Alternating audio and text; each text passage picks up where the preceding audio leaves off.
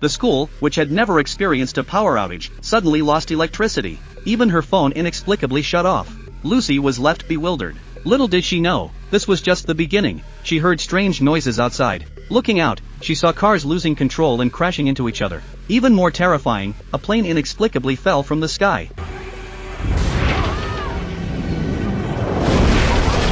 In an instant, humanity was thrown back into the Stone Age. 1/3 of the population tragically perished, while the survivors could only scavenge for whatever supplies were left. But this was just the first wave of attacks. The next moment, a terrifying event occurred. A peaceful forest suddenly became chaotic, followed by a flash flood. How could there be a flash flood on a clear day? Without time to think, Lucy quickly climbed a tree to protect her little brother, narrowly escaping danger. But coastal cities and island nations weren't so lucky. They were swallowed by tsunamis, sinking completely into the ocean. The survivors were forced to move inland. Next, infected birds brought a deadly virus. The medical staff were powerless to stop it and had no choice but to implement mass immunity. Those infected all perished, leaving only a few immune individuals alive. Tragically, Lucy's mother didn't survive this catastrophe. It was rumored that a fourth wave of attacks was coming. With no other choice, Lucy and her family had to leave their home and search for a new place to live. 3 days later, they found a refugee camp. Conditions were poor, but they had clean water and some precious food, enough to eat a hot meal. However, their brief relief didn't last long.